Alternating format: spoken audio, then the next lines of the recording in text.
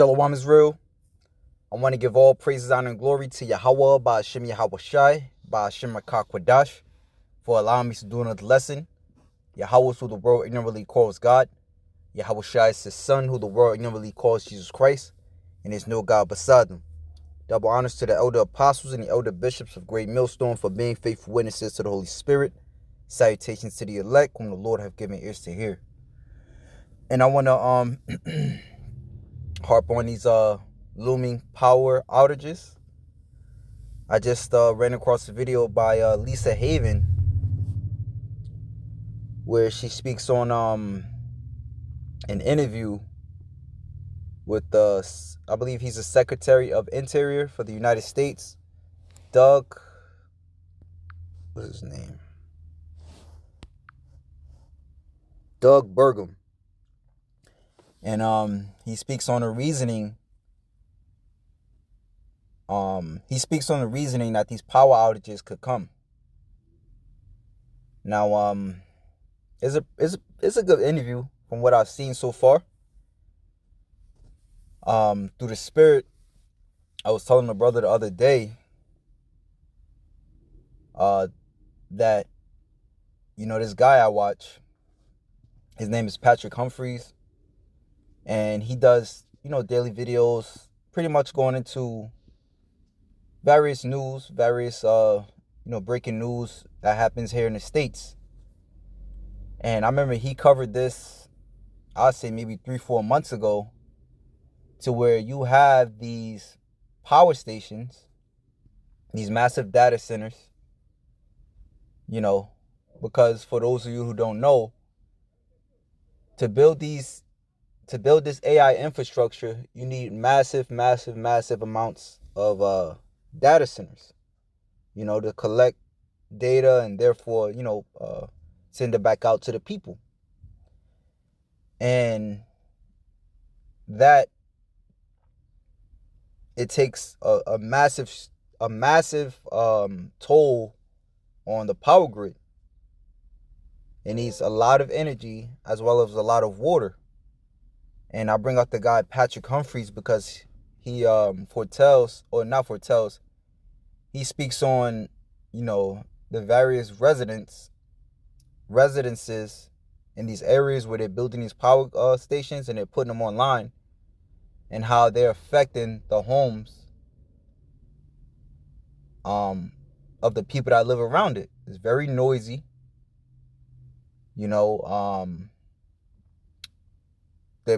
I believe he was speaking on how their power bill went up, and the water pressure is very low because, again, these data centers, they take up a massive amount of energy.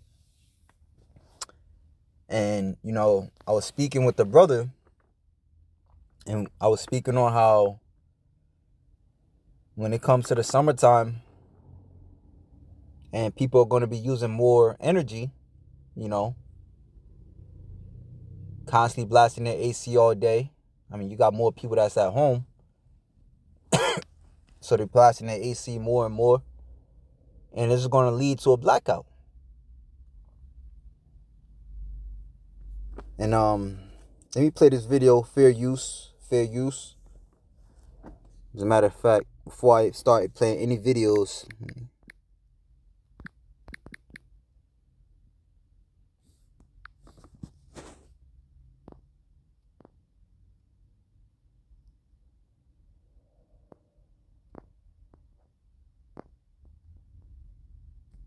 Right disclaimer under Section 107 of the Copyright Act 1976. Allowance is made for fair use for purposes such as criticism, comment, news reporting, scholarship, and research.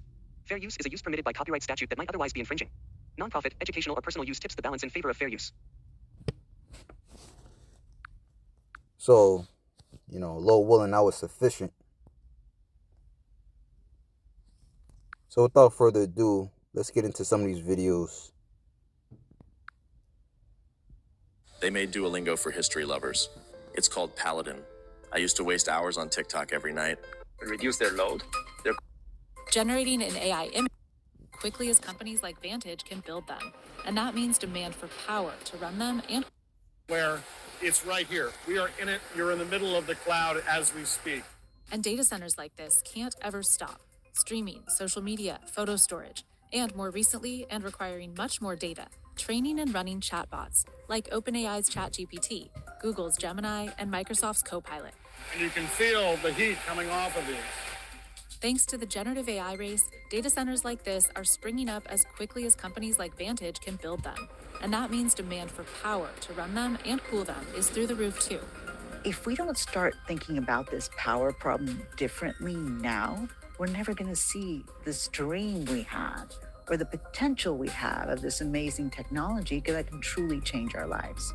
One ChatGPT query takes nearly 10 times as much energy as a typical Google search, and as much energy as keeping a 5-watt LED bulb on for an hour. Generating an AI image can use as much power as charging your smartphone. Hyperscalers building data centers to accommodate AI have seen emissions skyrocket. And this problem isn't new. Estimates way back in 2019. And the irony is, they're pushing this climate, this green energy stuff. Meanwhile, the things that they're creating is literally pushing to destroy the environment. That's why it says in Isaiah 14, how even the trees will rejoice when this devil is taken down. It says, no fellers come up against me. All right, because to create these massive power data centers, you have to go where there's a lot of land. Normally, where there's a lot of land, there's also a lot of trees. All right, so this devil is chopping down trees, all right, that contribute to cleaner air, and then replacing it with something that contributes to bad air. Well, as the scriptures say, he is as death. So there's no surprise there.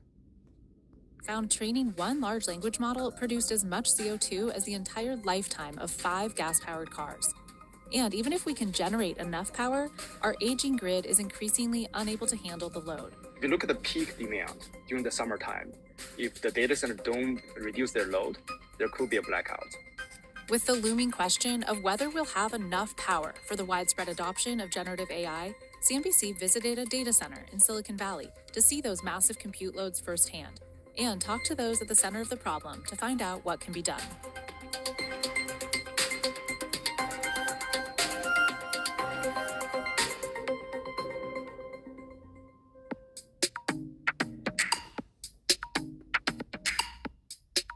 There are more than 8,000 data centers globally, with the highest concentration in the US, but it's not enough. But we suspect that the amount of demand that we'll see from AI specific.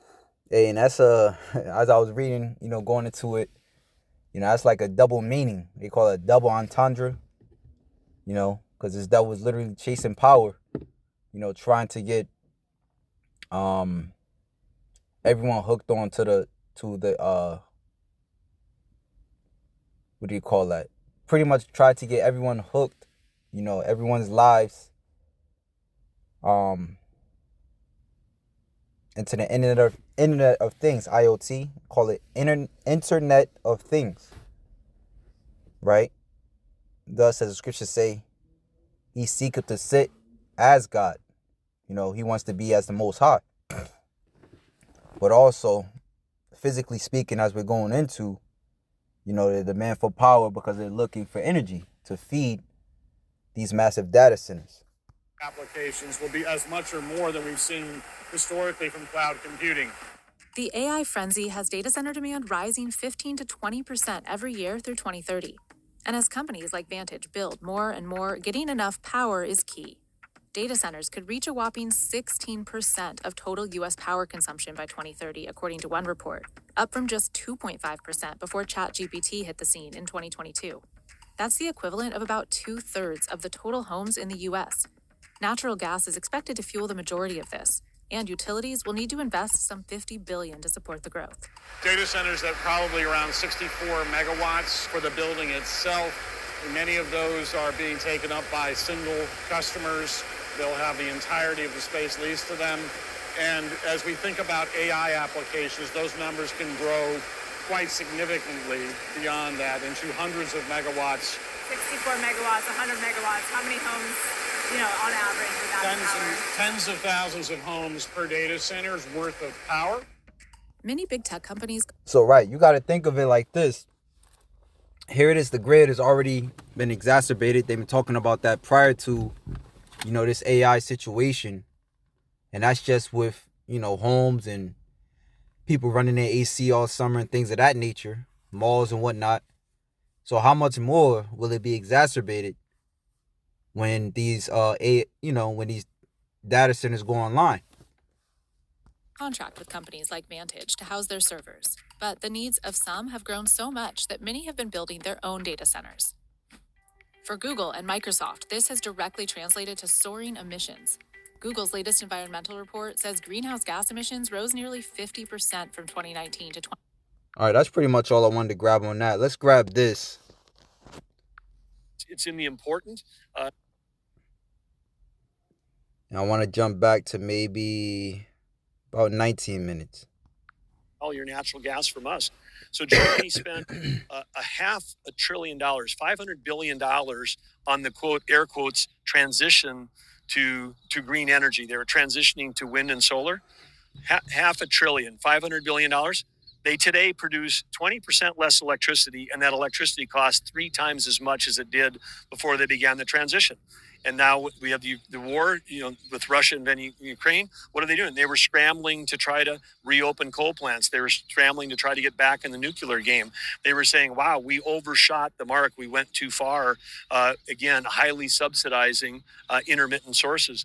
And so it's like, I think part of the awakening that is occurring right now is that if the greatest existential threat to the planet and to America is not 1 degree of climate change in the year 2100, because guess what? Innovation will solve any challenges that we have with climate change with innovation, and we won't have innovation without electricity. And actually losing the AI arms race to China is the real threat. I do agree with you. I'll be declarative on this because a lot of people ask me. I started a company called the Climate Corporation. We talked a lot about climate change.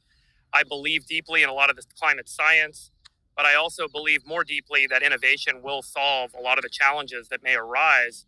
And there's a whole series of solutions that are developing. And we can talk a little bit about some of those longer term solutions that ultimately yield to unlimited, free scalable energy production. And when that happens, all bets are off. No, and some of that could we have line of sight to that. Yeah, and some of that could be coming in the next decade. It doesn't help us today, because today we've got to shore it up. And I think one thing that, having spent 30 years in tech, we never used more than 1% of the nation's electrical production. And it was because computers were getting more tech. Yeah, tech. The tech industry. Yeah. The tech industry. Yeah, right. Tech industry, we used 1%, and no one paid any attention. And the tech industry didn't pay any attention to power generation because they didn't have to, because PCs got more efficient, software got more efficient. And then America was rich. Everyone was buying appliances that were more efficient. So there wasn't ever really a demand curve on electricity. But then today, with AI, the demand curve is just flying in the face. And when I was at CERAWeek, which is the biggest energy conclave, when I was speaking to the group, I said there's... And again, let me play this video. Section 107 of the Copyright Act 1976. Allowance is made for fair use for purposes such as criticism, comment, news reporting, scholarship, and research. Fair use is a use permitted by copyright statute that might otherwise be infringing. Nonprofit, educational, or personal use tips the balance in favor of fair use. Just want to play that video once more because you know how YouTube is. And if it be the Lord's will, this video goes up. I have it to where my videos that get uploaded, they also go to my Odyssey page. So if they take it down, I'm also going to link my second YouTube page as well. So let's go back. It's in the important, but it's a little less urgent. We need to fast track all that stuff. Long term, that's where the solutions will likely lie.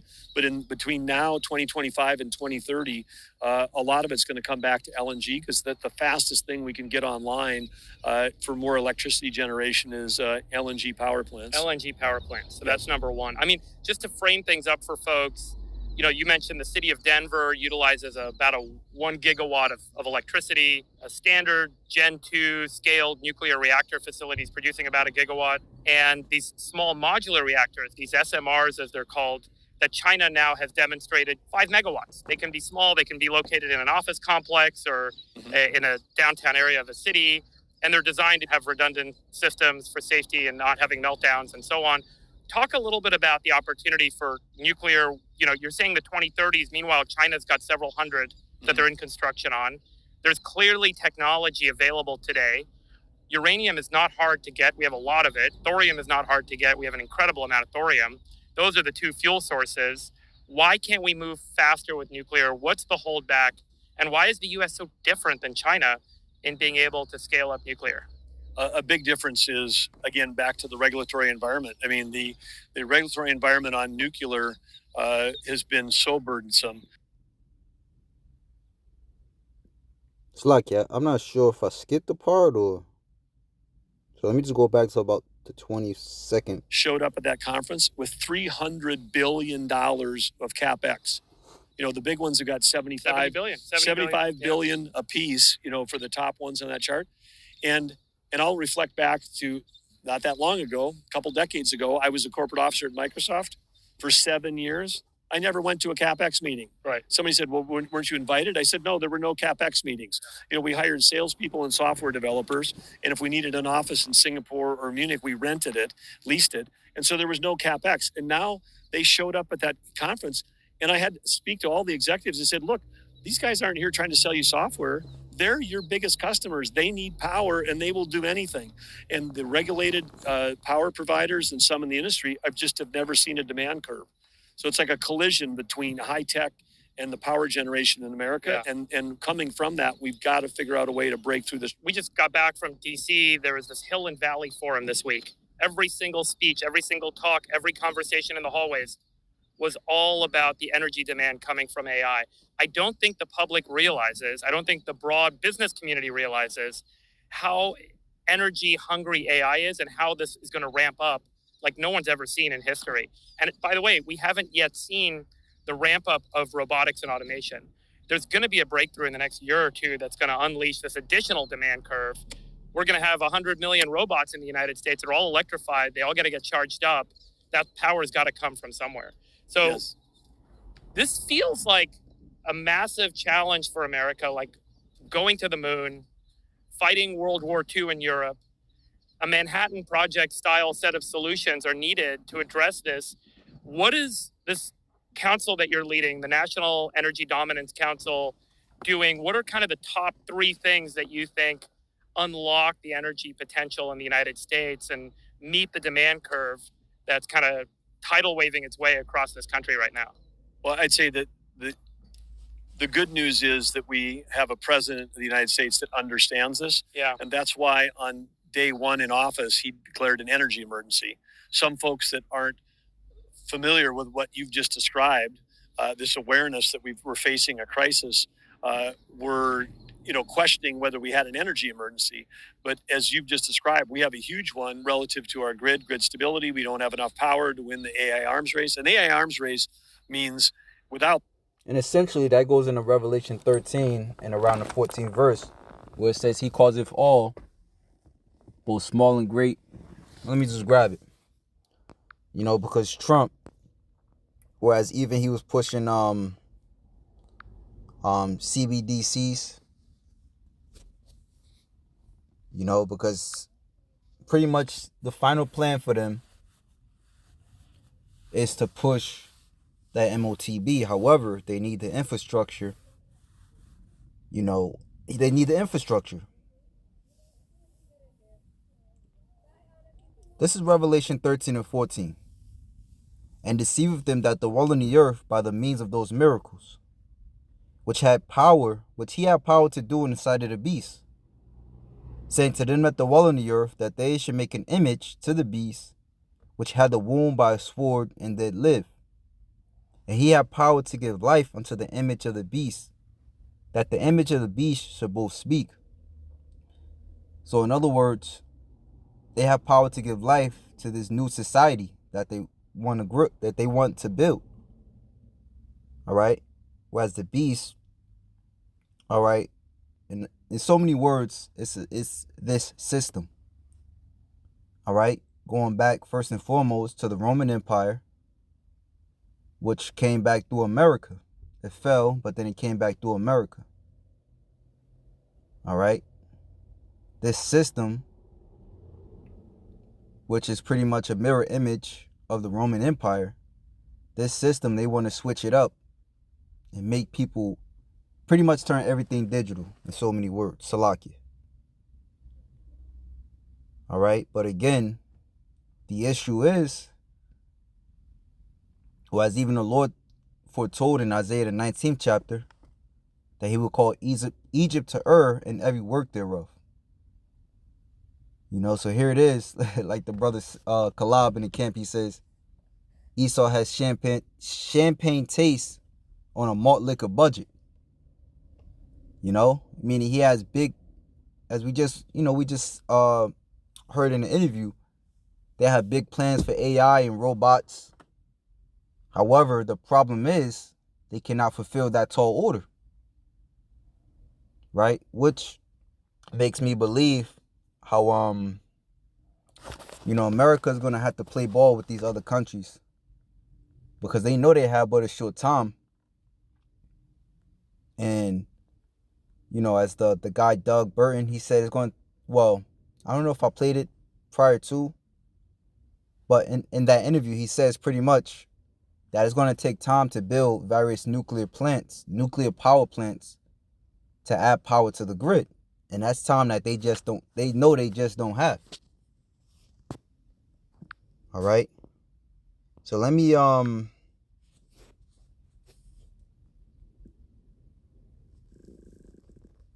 I said, Salakia, don't want to cause any confusion. Like I mentioned before, he had power to give life unto the image of the beast. Right? Again, giving life unto this new system. All right? Which this new system is going to come by way, or to initiate yourself, to integrate yourself in this new system. The final stage will be to take that MOTB. As we read on, he had power to give life unto the image of the beast, that the image of the beast should both speak, and cause that as many as would not worship the image of the beast should be killed. Right? It's going to start off with, you don't want to conform to this digital society, you're going to have to pay more. A lot of places are already not taking cash, or they prefer you pay with your card because they don't have change. So that's just a gradualistic approach to a cashless society, i.e. the image of the beast. Right? It's cashless, and it's all about data. Facial recognition. Like I said, you see it now in the stores. When you go to the grocery store, there might be 10 cashier registers, but only 2 of them is open, where you can actually go see someone. And the other ones that they push off is the do-it-yourself cash registers. And then with those cash registers, a lot of times, they show you we're filming you. All right, and then certain stores now, they have facial recognition as soon as you walk in the store. They have the Amazon Go stores, right? They even have at Whole Foods now, they have the option to pay with your palm, right? So this prophecy is coming to pass. And he causeth all, both small and great, rich and poor, free and bond, to receive a mark in their right hand or in their foreheads, that no man might buy or sell save he that had the mark, or the name of the beast, or the number of his name. All right, so it's getting to that point, and I got 2 more videos to show you, brothers. So people sometimes ask, why is Northern Virginia the data center hotspot for the entire world? And the reason is that in the last century, data processing companies came here because their customers, government agencies in DC, were here. So they built data processing facilities. And then as the internet developed, there was a good fiber network here. There's a really strong, reliable, and relatively cheap power grid. So data centers can hook up to electricity, which is the juice they need. There's fewer natural disasters here, knock on wood. and lots of open land. There's also been some tax break laws passed to encourage data center development around here. When people talk about the cloud, this is kind of where we are now. This is what they're talking about. It's not in the sky, it's right here. So hyperscalers are the big tech firms like Google, Microsoft, and Amazon. Some of those types of companies want to build data center campuses that use 5 gigawatts of electricity. That's a huge amount. It's as much as entire cities like Miami or Atlanta. Right now, Virginia, where Data Center Alley is, uses about 5 gigawatts of electricity for all of its data centers. That's a lot, and enough to power about half the homes in the state. Globally, the picture's the same, just with way bigger numbers. There's 7,000 data centers built or in development across the world, with energy consumption that's expected to top 2,900 terawatt hours annually by 2034. That's almost double what the entire country of India uses each year. A terawatt, by the way, that's 1,000 gigawatts, and a gigawatt is enough to power about 750,000 homes. So the world doesn't currently have enough electricity to meet all of that demand, and that's a problem. My vision of the future is mixed. We're at the beginning of in my view, a multi-decade, multi-century engagement with technology. It's the first time, certainly in human experience, that we've had this amount of power at our fingertips, and kind of things are accelerating, right? But I would hope that we don't lose our humanity in that respect, and that we still want to engage with the world beyond a digital screen, beyond a digital experience, that, you know, the real experience is still better than a digital one. So people sometimes ask, why is Northern... Right? And their mind is after the Lord, meaning they got to push forward no matter what. Right? So with that being said, let me grab this last video, right? Because what's it going to lead to? Virginia, the data center hot. The moment the power goes out, the countdown for your because you got to know that these devils are going to push. They're going to push, and they're going to push, and they're going to push. And that's going to lead to things going dark. And the scriptures tell us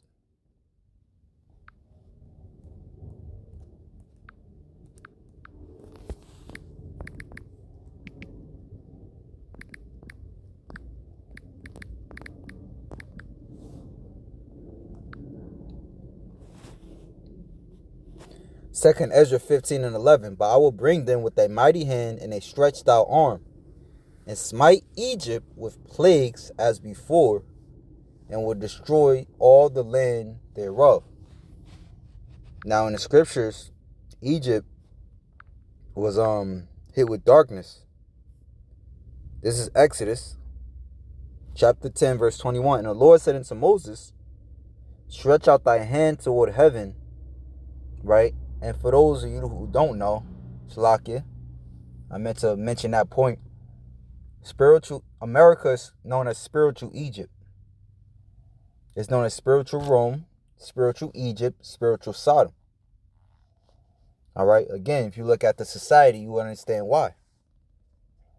Stretch out thy hand toward heaven, that there may be darkness over the land of Egypt, even darkness which may be felt. And Moses stretched forth his hand toward heaven, and there was a thick darkness in all the land of Egypt 3 days. They saw not one another, neither rose any from his place for 3 days, but all the children of Israel had light in their dwellings. All right, and it says, even darkness which may be felt. Let's see something.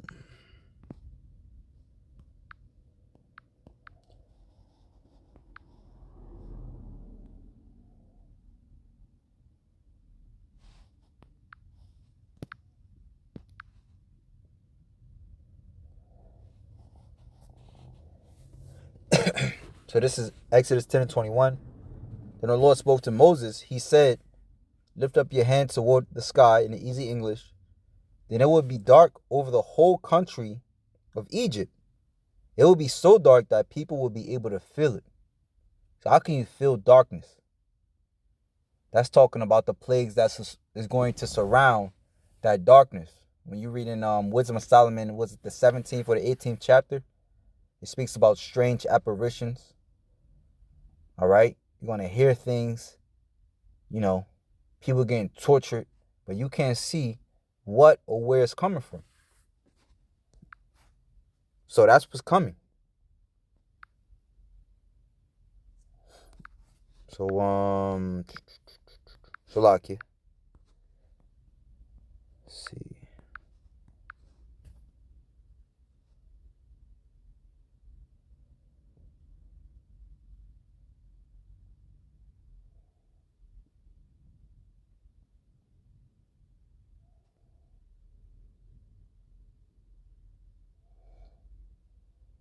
Egypt shall mourn, and the foundation of it shall be smitten with the plague and punishment that God shall bring upon it.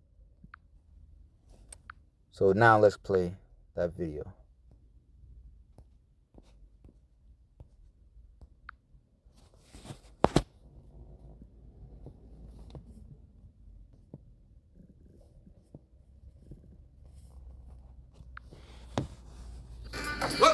The moment the power goes out, the countdown for your survival begins. No power, no internet, no running water. And here's the terrifying part. It wouldn't just be temporary. In 2021, Texas came within minutes of a total grid collapse. If just a few more power plants had failed, the entire state could have gone dark for months. Now imagine if this happened nationwide. What would actually happen? Within 24 hours, gas stations would run dry, ATMs would shut down, and phone networks would start failing. By day 3, hospitals would lose power, medications would spoil, and panic would set in. Within a week, food supplies would be gone, riots would break out, and sewage systems would start overflowing. And here's the part no one talks about. Once the grid is down, bringing it back isn't as simple as flipping a switch. Right? So did not the Lord say the sword, famine, death, and destruction? Right? You're talking about death because there's no medication. All right? There's no medication. Which means if there's no medication and there's no refrigeration, there's no ventilation for the hospitals, it's going to be a lot of death out here. Then pestilences, because the sewer system is going to be out in the streets. It's going to reek. Right? Hey, darkness which may be felt, on all levels. Which power plants need fuel. Fuel needs supply chains. Supply chains need electricity. Without power, everything collapses. If the grid went down today, how long do you think you'd last? Comment below with your plan. All right. So that's all I had with that. Shalom to the elect.